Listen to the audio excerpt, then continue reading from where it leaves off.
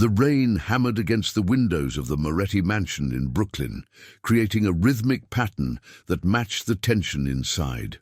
Victor Moretti, known throughout New York as the Viper, had built his criminal empire on fear and absolute control. But tonight, something was different. Something was breaking.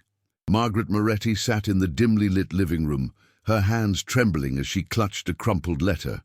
At 63 years old, she had spent decades turning a blind eye to her son's activities, convincing herself that Victor was just a businessman with difficult associates. The weight of denial had become a physical burden, crushing her chest until breathing felt impossible. "I can't breathe!" she screamed, her voice cracking as she collapsed onto the marble floor. The letter slipped from her fingers, revealing handwritten words that detailed Victor's latest operation, a human trafficking ring that targeted young women from immigrant communities. This wasn't business. This was something her conscience could no longer ignore. The mansion's security team rushed toward the sound, their footsteps echoing through the hallways. Margaret's vision blurred as panic consumed her. Years of suppressed guilt, of looking away, of pretending not to hear the whispered conversations and late-night phone calls. It all came crashing down in this single moment. Victor was in Manhattan, meeting with the Calabrese family to finalize the distribution routes. His phone buzzed with an urgent message from his head of security. "Your mother? Medical emergency. Get home now." He stared at the screen, his jaw tightening. In his world, showing weakness was a death sentence, but Margaret was the only person whose opinion still mattered to him. 20 minutes later, Victor burst through the mansion's doors. His $3,000 suit was soaked from the rain, his dark eyes scanning the scene. Margaret lay on the floor, surrounded by his men who stood frozen, unsure how to handle their boss's personal crisis. The letter lay nearby, its words visible. Victor's expression changed as he read those words. For a brief second, something human flickered across his face. Shame, perhaps, or recognition. He knelt beside his mother, his calloused hands surprisingly gentle as he cradled her head. "Ma, look at me. Focus on my voice," he commanded, his tone softer than any of his men had ever heard. Margaret's eyes locked onto her son's face, searching for the boy she remembered before power corrupted him. "Victor, what have you become?" she whispered between gasps. "Those girls, they have mothers, too." The room fell silent. Every man present knew that questioning Victor Moretti's operations was dangerous, but hearing it from his mother created an impossible situation. Victor's face hardened, the brief moment of vulnerability disappearing behind his trademark cold mask. "Get Dr. Chen here immediately," he ordered, his voice returning to its usual commanding tone. "And everyone out, now." His men scattered without hesitation, leaving Victor alone with his unconscious mother and the letter that threatened to unravel everything he had built. Dr. Raymond Chen arrived within 15 minutes, his medical bag in hand and questions wisely unasked. In his 10 years of serving the Moretti family, he had learned that discretion ensured longevity. He examined Margaret thoroughly while Victor stood by the window, his silhouette dark against the city lights. "It's a severe panic attack, possibly triggered by extreme emotional distress," Dr. Chen explained carefully. "Her blood pressure is dangerously high. She needs rest, medication, and honestly, Mr. Moretti, she needs to eliminate sources of stress from her life." The doctor's eyes briefly flickered toward the letter on the floor. Victor said nothing, his mind calculating possibilities and consequences. Margaret stirred, her eyes opening slowly as the sedative began wearing off. Don't give me those pills," she murmured. "I need to think clearly. I need to talk to my son." Dr. Chen looked at Victor, who nodded once. The doctor administered a milder medication, enough to stabilize her without clouding her consciousness. "I'll wait outside," he offered, sensing the conversation that needed to happen. Mother and son faced each other across an impossible divide. Margaret sat up slowly, her grey hair disheveled, her face pale but determined. "How long have you known?" Victor asked, his voice carefully neutral as he gestured toward the letter. 3 weeks, Margaret admitted. One of the girls escaped. She came to the church where I volunteer. Father Rodriguez didn't know who she was talking about at first, but I did. I knew it was you. Her voice broke on the last word, decades of maternal love colliding with moral horror. Victor's jaw clenched. In his world, information leaks meant death, but this was his mother.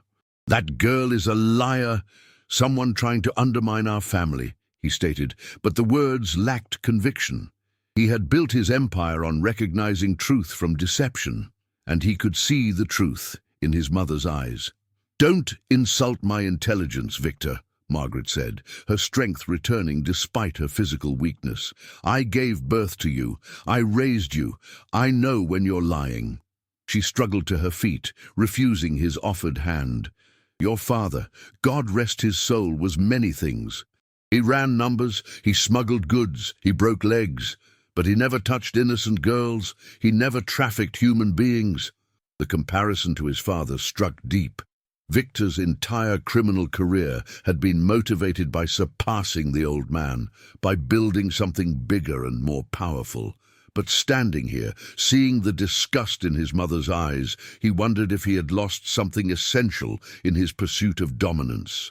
The organization demands growth, Victor explained, his tone defensive. The old ways don't generate enough revenue anymore. The Calabrese family controls drugs, the Russians have weapons, the Chinese run the gambling. We needed a new market. The business justification sounded hollow, even to his own ears. Margaret stepped closer, her small frame somehow intimidating despite Victor's 6'2" stature. A new market. These are human beings, Victor, daughters, sisters, someone's child. Her voice rose with each word. You're not a businessman, you're a monster. The word hung between them like a physical presence. Victor had been called many things in his 42 years. Ruthless, brilliant, dangerous, calculating, but never a monster, and never by someone whose opinion mattered. His hands clenched into fists at his sides. You don't understand the realities of this life, he said coldly. The rules I operate under. If I show weakness, if I shut down a profitable operation because of sentiment, the other families will see it as an opportunity. They'll move against us, against you. Margaret shook her head, tears streaming down her wrinkled cheeks. Then let them come. I'd rather die with a clear conscience than live under the protection of evil. She moved toward the door, her steps unsteady but purposeful. I'm going to Father Rodriguez tomorrow. I'm going to tell him everything I know. Those girls deserve justice. Victor moved faster than she expected, blocking her path. For a moment, tension crackled between them, the moment where everything could change, where the line between family and business could be irrevocably crossed. You can't do that, he said quietly, danger implicit in his tone. Margaret met her son's gaze without flinching, and in that moment, Victor saw something he had forgotten existed. Moral courage, stronger than physical fear. She had nothing left to lose except her soul, and she had clearly decided which was more valuable. What are you going to do, Victor? Kill your own mother? Her voice was steady now, resignation mixing with defiance. Maybe that's who you've become. Maybe the son I raised is already dead, and I've just been too blind to see it. She pushed past him toward the door. Victor's hand shot out, grabbing her arm, not roughly but firmly. Wait, he said, the single word carrying more complexity than 1,000 explanations.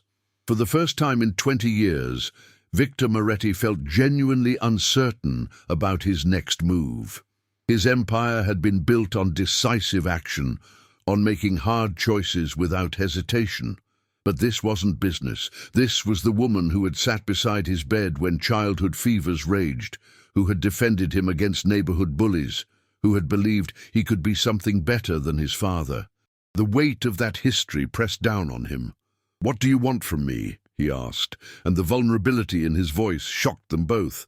Margaret turned, studying her son's face with the intensity only a mother possesses. She saw the cracks in his armor, the humanity he thought he had successfully buried beneath layers of violence and ambition. "I want you to stop," she said simply. "Shut it down. Free those girls. Accept whatever consequences come from the other families." She reached up, touching his face with her weathered hand. "I want my son back, even if it costs us everything." Victor pulled away from her touch, pacing the room like a caged predator. "You don't understand what you're asking. The trafficking operation generates 40 million annually.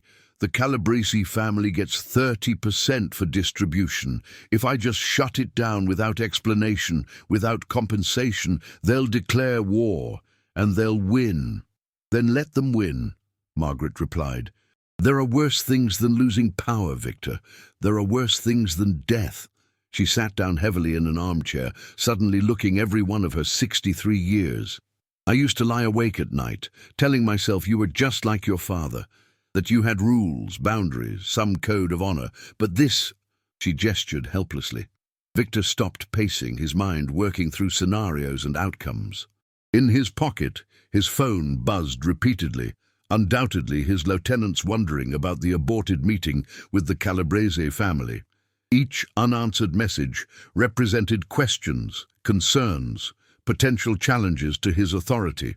"Give me 72 hours, he finally said. 3 days to figure out how to extricate us from this situation without starting a war that will kill everyone we know." He looked at his mother with an expression somewhere between plea and command. "Can you give me that much?" Margaret studied her son's face, searching for sincerity in his hardened features. She had spent decades reading his tells, knowing when he was lying versus when he was maneuvering. This felt different. Not complete honesty, perhaps, but not a simple deception either. 72 hours, she agreed quietly. "But Victor, if you're planning to silence me, if you're buying time to figure out how to make me disappear or discredit me, know this. I've already left documentation with someone you can't touch. If anything happens to me, everything goes public." A ghost of a smile crossed Victor's face, pride mixed with frustration. His mother had learned from years of watching him operate. She had taken insurance, played the game using his own rules. "Who?" he asked, genuinely curious rather than threatening. "Father Rodriguez gave everything to the bishop," Margaret replied, "and the bishop doesn't owe you any favors. Your usual leverage won't work." She stood, moving toward the stairs to her bedroom. 3 days, Victor. Then I go to the authorities, whatever the consequences." After she disappeared upstairs, Victor stood alone in the silent mansion. He poured himself 3 fingers of whiskey, drinking it in one swallow. His reflection in the window showed a man at a crossroads, the criminal kingpin who had conquered New York's underworld, now challenged by the one person he couldn't intimidate, manipulate, or eliminate. He pulled out his phone, making a series of calls. "Gather the inner circle. My private office. 1 hour. No, I don't care what they're doing. Make it happen." His tone brooked no argument, and within minutes, confirmation messages began arriving. The emergency meeting convened in Victor's soundproof office at exactly 2:47 a.m., where his most trusted associates gathered around the mahogany table that had witnessed countless strategic decisions over the years. The room itself was a fortress within a fortress. Reinforced walls, encrypted communications, and a sweeping system that checked for listening devices every 6 hours. Tommy, the hammer Ricci, arrived first, his scarred knuckles still bruised from a collection run earlier that evening. Marco Santini came next, his tailored suit somehow still crisp despite the late hour, leather briefcase containing encrypted financial records. And finally, Father Anthony Bianchi, not an actual priest, despite the nickname, but a strategic thinker whose counsel had guided the Moretti family through 2 decades of territorial disputes, federal investigations, and internal power struggles. "We have a problem," Victor began without preamble, his voice carrying the weight of genuine concern rather than his usual commanding authority. "My mother knows about the trafficking operation. She has documentation. She's threatening to go to the authorities in 3 days unless we shut it down completely."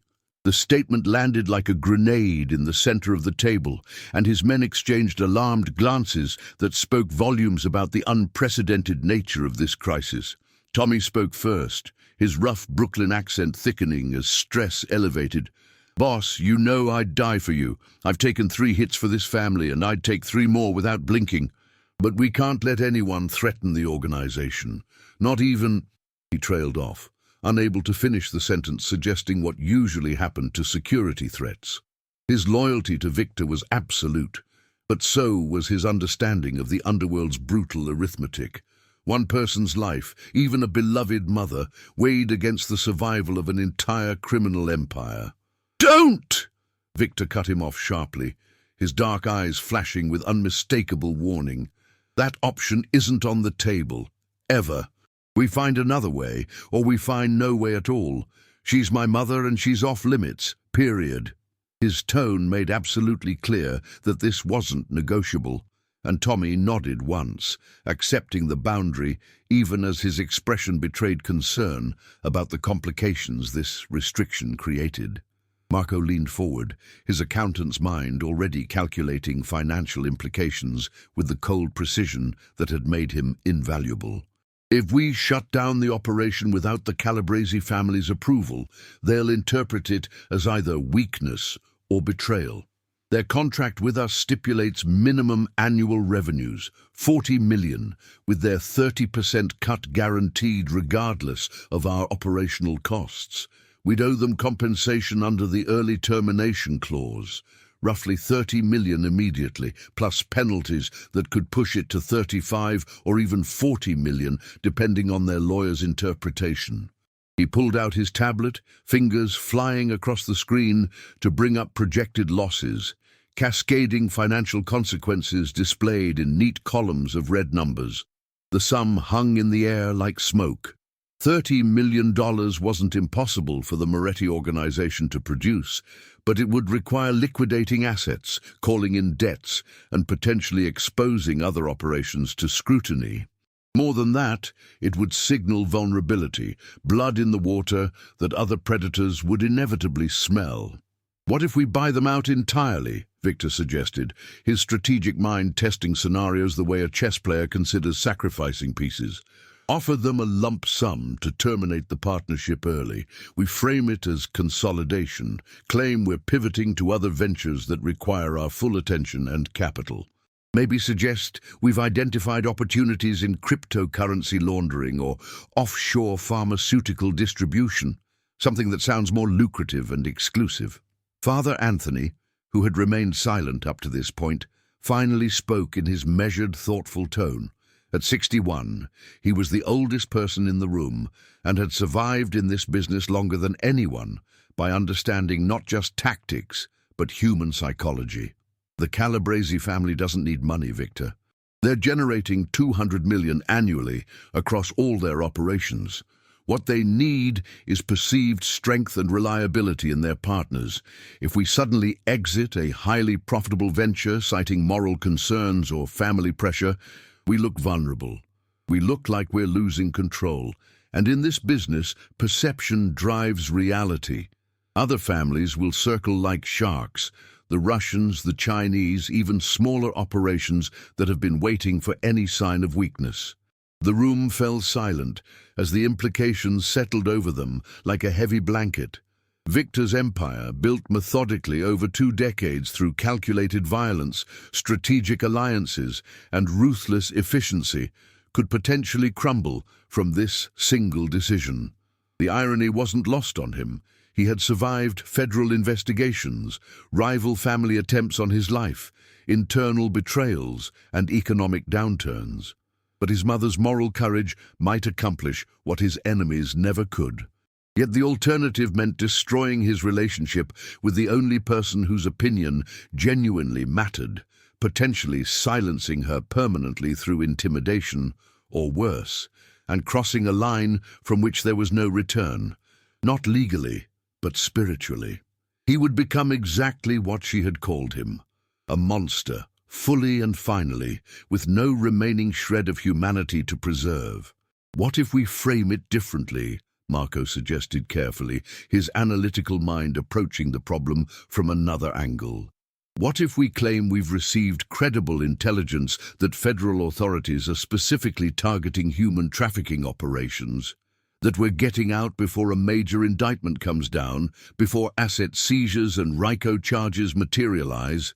The Calabrese family would see that as prudent risk management, not weakness.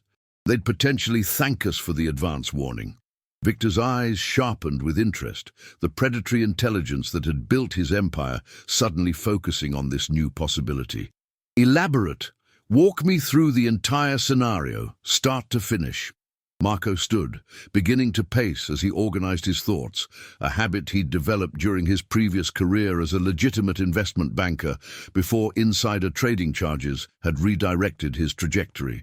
We leak information through our law enforcement contacts, suggesting a multi-agency task force is forming. FBI, Homeland Security, maybe even international cooperation with Interpol. We make it specific enough to be credible. Actual agent names, bureaucratic details, timelines suggesting indictments within 6 to 8 months. Then we approach the Calabrese family not as partners wanting out, but as allies warning them about incoming heat. We suggest they might want to pivot too before the feds strike hard enough to bring down entire organizations. Father Anthony nodded slowly, his expression transforming from skeptical to cautiously approving. It could work. You'd be doing them a favor by sharing intelligence, maintaining the relationship while extricating us from the operation. The girls get freed as part of our exit strategy. We can't leave evidence or witnesses behind if we're anticipating a federal investigation. Everything gets cleaned up, trails go cold, and we transition into other revenue streams before any supposed task force moves. Tommy remained skeptical, his street-level pragmatism always questioning elaborate plans. And when this supposed task force never materializes, when 6 months pass, then 8 months, then a year, and the Calabrese family realizes we played them, they don't forgive that kind of deception. They'd see it as making them look stupid, and that's worse than stealing from them. Victor considered this carefully, recognizing the validity of Tommy's concern. Trust in the underworld was currency as valuable as money or guns. By then, we'll have transitioned into more legitimate ventures, he said slowly, the plan crystallizing in his mind with greater clarity. Or at least ventures with better deniability and legal insulation.